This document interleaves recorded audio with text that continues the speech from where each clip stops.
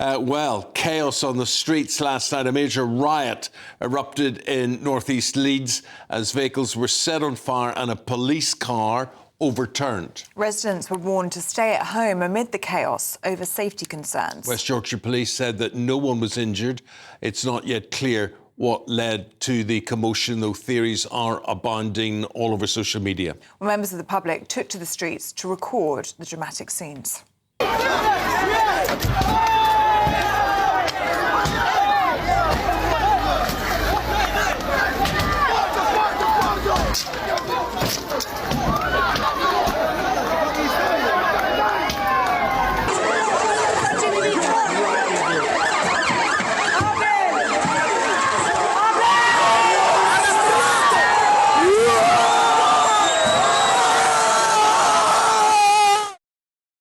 Let's get the latest in this. What we do actually know, our home security editor, Mark White, on this one. Mark, what are the theories abounding? You know, people just don't take to the streets and overturn police cars. No, this was an incident that unfolded at 5 p.m.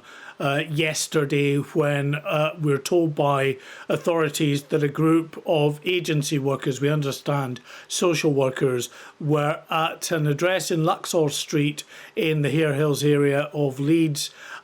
We understand, according to one gentleman who's been interviewed widely on social media and some media outlets, that a group of social workers were trying to take possession of some of his children, take them to a place of safety. There was resistance from the family.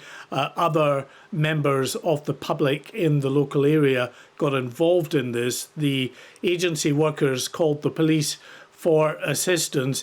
The police were there, but it very quickly escalated as more local residents in that area joined in the disorder. It was a handful to begin with, became a few dozen, became hundreds, and we saw, appalling scenes of police vehicles being attacked, one vehicle being overturned.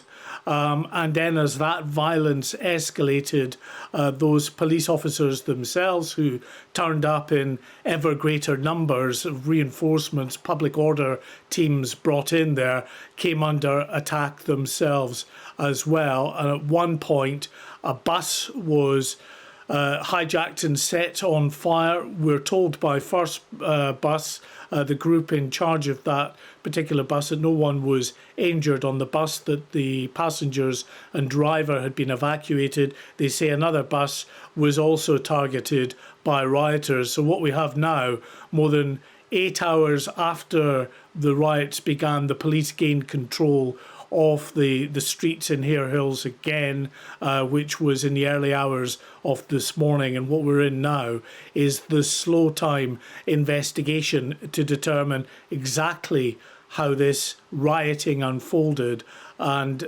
trying to identify the suspects involved in the worst of the rioting.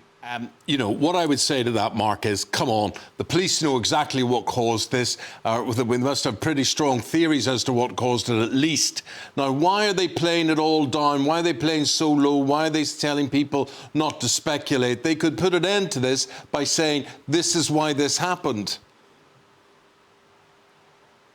Yeah, I think the speculation element actually relates to suggestions that there's some outside involvement that was stirring up racial tensions in the area. So they're trying to downplay that.